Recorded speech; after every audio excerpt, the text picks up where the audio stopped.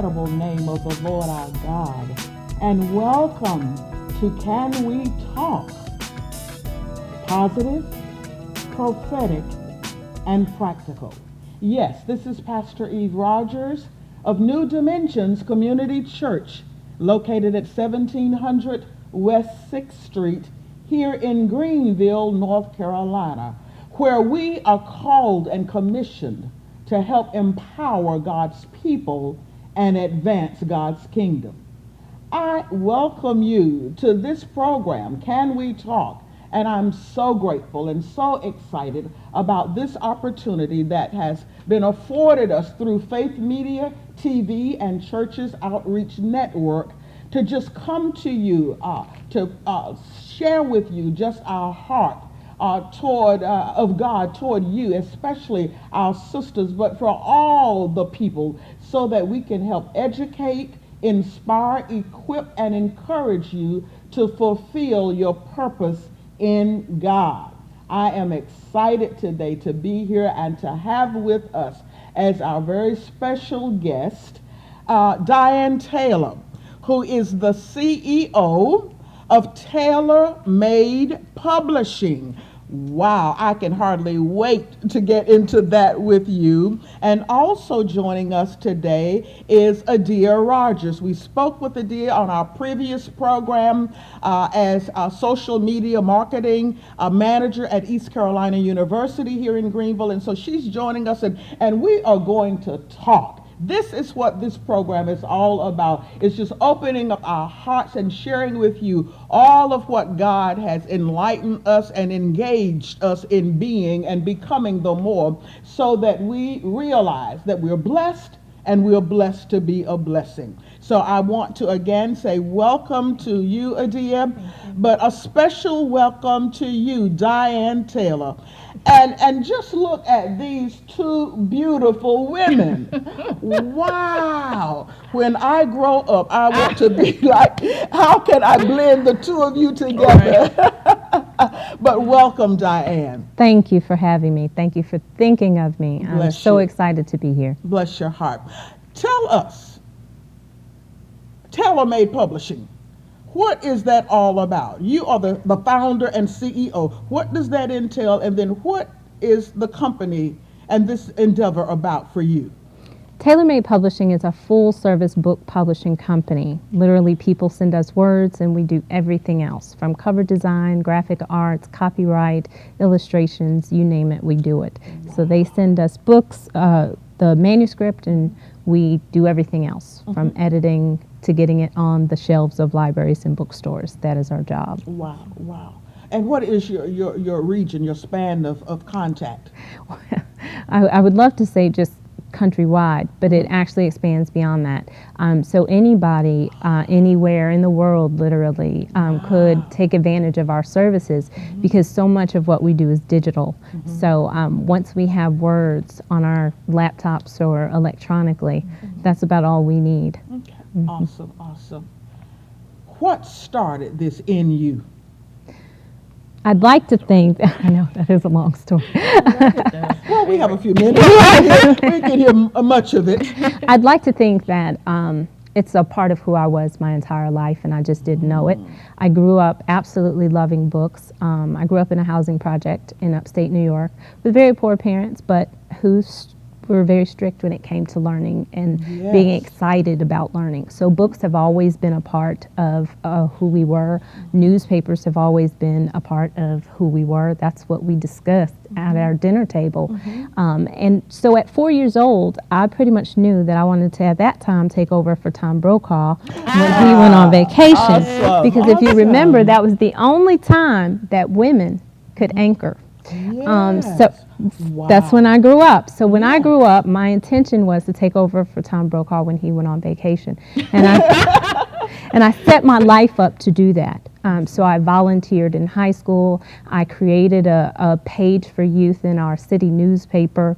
You name it, when it came to journalism, I did it because that's what I wanted to do. And so when it was time for me to select a college, I went to Morgan State University. who had an awesome broadcast journalism program and allowed me to be on their radio station and just get lots and lots of experience. And so before I graduated, I had a full-time job at Fox 5 in Washington, D.C. as an entertainment reporter. Yeah. So here I was at 21 years old in a fabulous position doing what I thought I wanted to do. But I was still not fulfilled, and I didn't understand why. And how I had worked so hard, but yet I still didn't feel like I had that you were enough. In that place yet. Exactly. I knew I was not.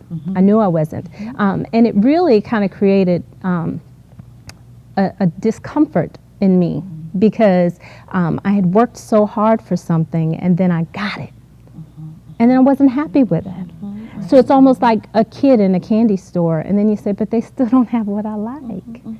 You said something a few seconds ago. You said, I set my life. That's critical. That's key. And what happens, as we know, that as we are in pursuit of getting to that place, we are on due course and we are on the path of our destiny, that sometimes we will be at points and places of our destination that do not feel very comfortable or fulfilling. But I would venture to say that it's necessary. Sometimes God will allow us to experience those times and those places that are not quite it, so that we can set them aside and allow Him to continue to lead us forth to that set place.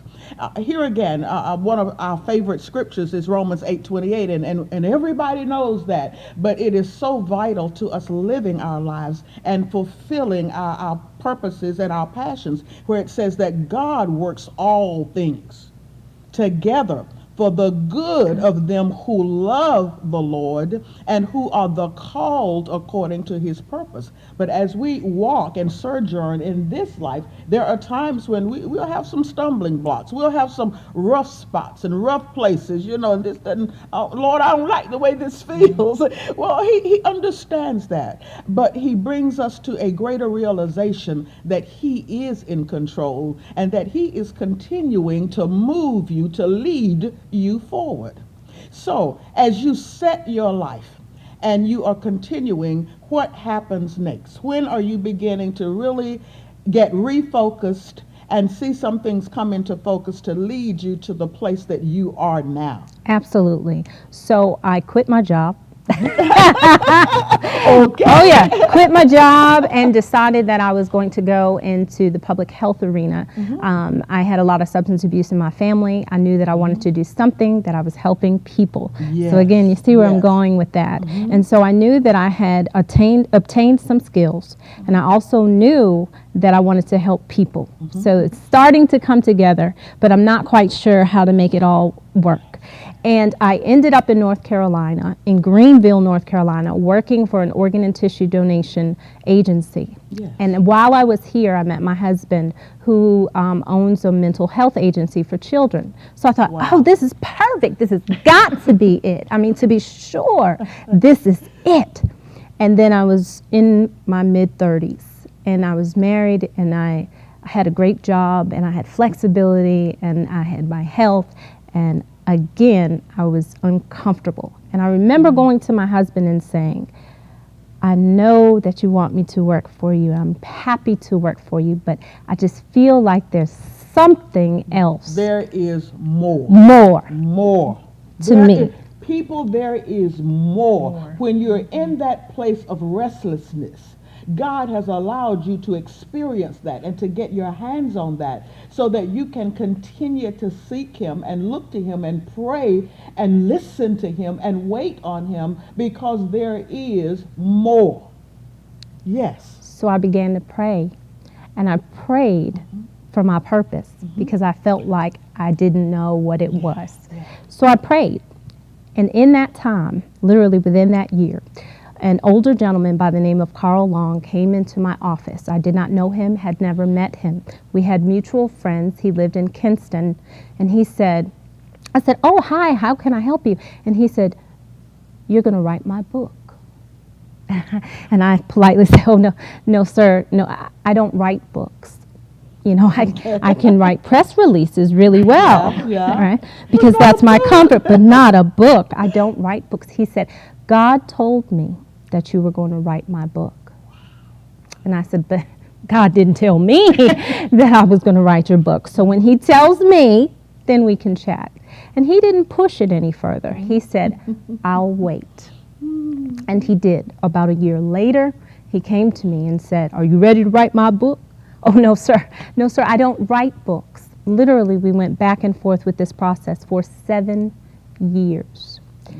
I got to the point where I said, you know, I'm really kind of concerned that your story will die with you. You're an older person. I love your story. How about I start recording your story so that when we find someone to write your book, you will have everything together for them. Well, that sounds like a plan. That was the plan. Sounds like And a plan. he said, okay. And he began to come to my home every month. He would come, he'd have coffee and tea with me and my husband, and he would just tell us his story. And I'd record it, and then I'd go back and I'd fix it and rewrite it. And we did that. And in January of 2013, I said, I give myself 90 days to finish this project, because this had been going on for 7 years. And this was seven years. A strategic number. Isn't it? Yes. And so don't let us get up on that. So in January of 2013, I gave myself 90 days to complete his book. And true to my word, that's what I did. And I called he and his wife, Miss Ella, to my office here in Greenville in March of 2013. And I had all of his life story typed up very nicely in with a folder, and I had his picture on the front, and I thought I had done something. And I handed him his manuscript, and I said, here is your book. Who's going to publish it? And he said, you are. Oh, no, sir, I don't publish books, you see. He said, oh, no, you will. Wow. I'll wait. Wow. And see, I already knew how this was going to go. So I said, Mr. Long, I will publish your book by the end of this year. By Christmas of this year, you can give your book to your family and friends. Whatever you'd like to do with it, it will be ready for you. He called me in August of that year and said, do you have my book? And I said, oh, no, sir, I don't have your book. However, I'm on pace, and I think by Thanksgiving, you will have your book. He said, well, that won't do. And I said, well, why not?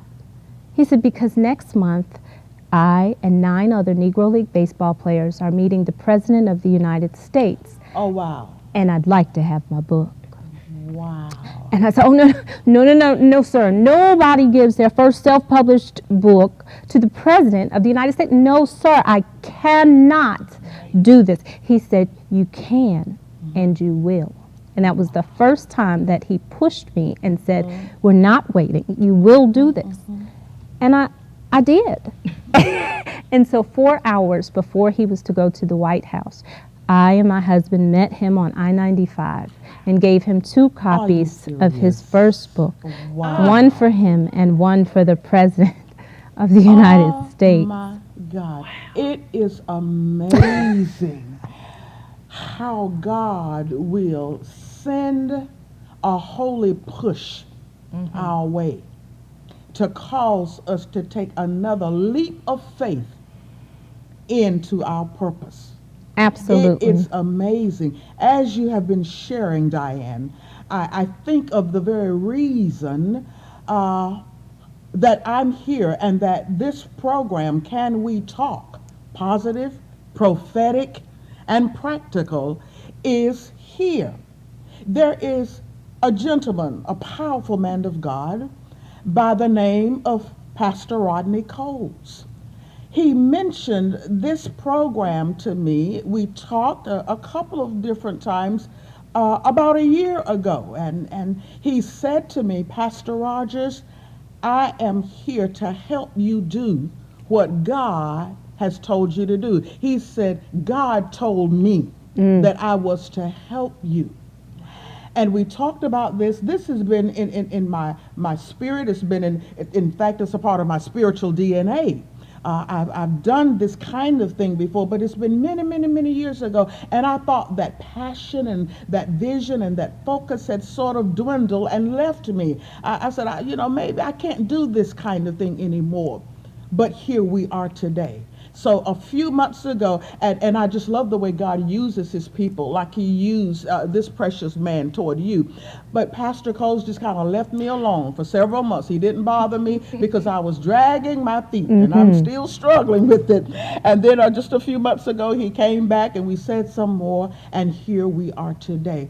God will place, I want you to know, he will place people and give you favor connections, kingdom connections, so that each of us can fulfill our callings, our ministries, our dreams, and our purposes. Is that right, Adia? Absolutely. He has a way to do that. He uses other people in our lives. So it's not just about you, Diane, becoming what God would have you to become and getting to that place that, wow, God, this is it.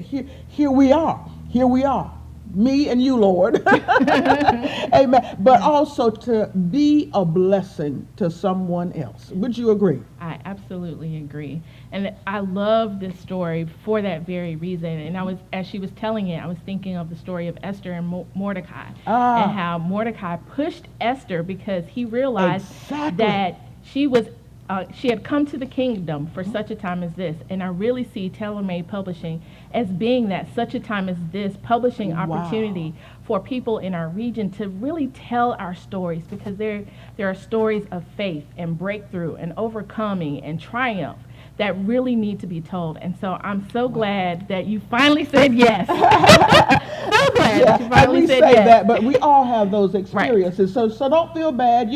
We are here to say that the times we've been struggling and the times we said no, the times we drug our feet, as it were, God still had his hand upon us. And God's will be done. Mm-hmm. It may not be this year, it'll be next year. It may not be today, it'll be tomorrow. But it is just amazing. And I just must say to you, Diane, I am just so proud, so godly proud of you, a beautiful black woman in Eastern North Carolina that God has raised up and continues to expand. Because this publishing company is just going to do great things, and you're going to help touch and thread other people into coming on. Those persons who has had a book in their spirit for years but have not taken the first step, or they've taken the first step but then they don't know what to do beyond that point. You are the catalyst. You are the favor connection, the kingdom connection, I believe, that God is going to use to help say, come on, I got your back. We together can get this done. That's right. And you talked about connections. And what I had realized was through all that time, see, I wasn't far off base at 4 years old. Mm-hmm. Journalism played a major role in what we do every day. And our motto is helping everyday people tell extraordinary stories. Mm-hmm. And that's what I've done. Helping everyday people tell extraordinary stories. Wow. So you mean just everyday people, just ordinary folk? Have a story? Everybody. And they can tell a story? Everybody. I like that. We all have a story. Yes. And I think that we are all purposed to tell our story, our way. And so when you think about the idea of a book, it is a permanent medium that we own. And so when you think about the idea of us not having outlets as much as we used to, or people not sitting around the table as they used to, when I put a book in the Library of Congress, it is forever there. Yes. These are permanent footprints that everyday people have an opportunity to take advantage of. It's amazing. And what really struck me throughout this entire process is I really tried to figure out why it took me so long. And it all went back to fear. It all went back to fear.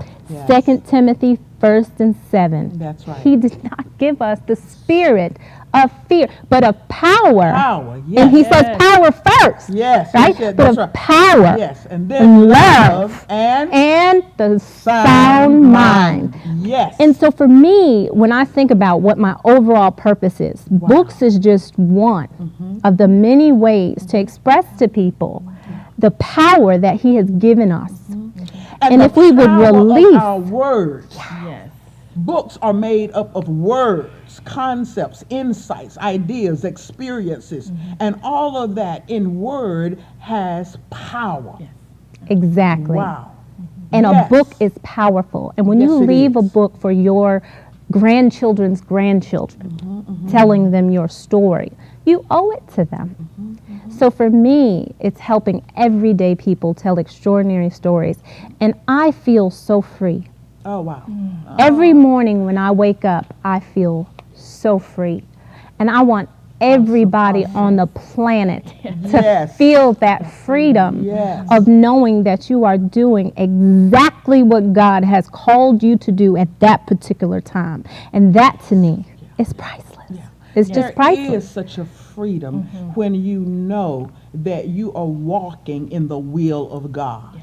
Amen. It's not only about what it gives us, the graces that we grow up in the more, but it's about doing God's will. There is such a peace that we're not struggling. We're not as uncertain as we used to be.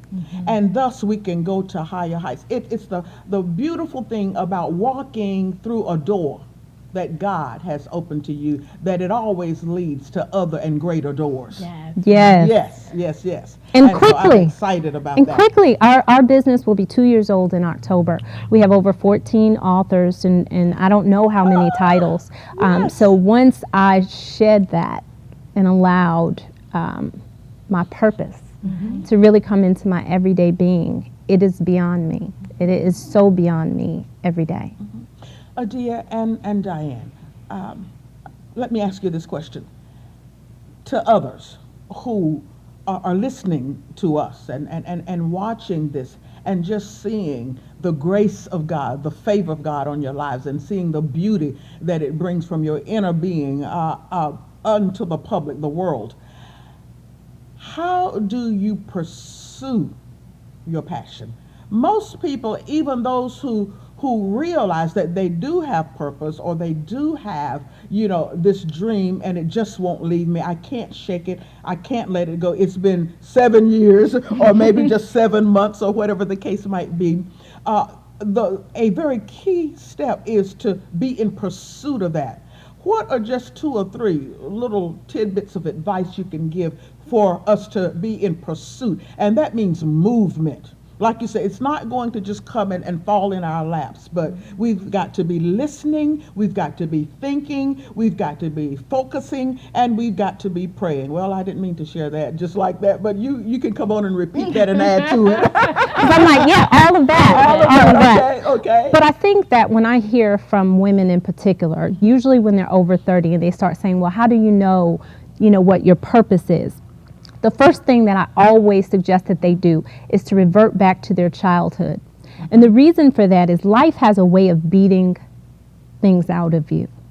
And so as things happen in our lives, we forget what made us happy. Was it coloring? Was it drawing? Was it walking down the street and letting the rain come down? What are the genuine things that make you happy? God put that in you for a reason. So I always ask that your first step be to revert back to your childhood and think about what made you happy. And then think about how you can use that to help someone else. And I guarantee you the pieces are there. Yes. My advice is to do it afraid.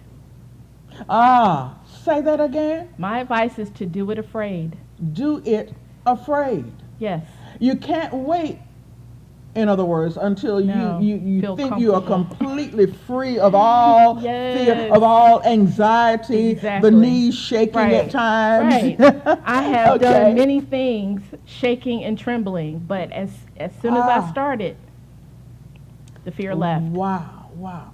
You just stirred something in me. You reminded me of the scripture when Jesus had 10 lepers to come to him, and he healed them. And he said to them, as you go, paraphrasing the scripture, that you will be healed. As they went, they didn't stand and say, I'm going to stand right here until I know I'm completely healed and freed of this dreaded disease. But as they went, they were healed. Yes. So even amidst sometimes anxiety or fears, or you're not being 100% sure, when it is of God, he has a way of just pushing you, and you get to that place and you're led to just fulfill it. And then the fear begins to dissipate. Yes. Yes. So we are just awesomely blessed and grateful and thankful for each of you being here with us again on today. Diane Taylor, CEO of Taylor Made Publishing, thank you so much for sharing with us, and we look forward to hearing more from you and this amazing dream fulfilled on Can We Talk? Positive, prophetic, and practical. Yes, this is Pastor Eve Rogers of New Dimensions Community Church. Continue to be blessed and to become the more a blessing to others.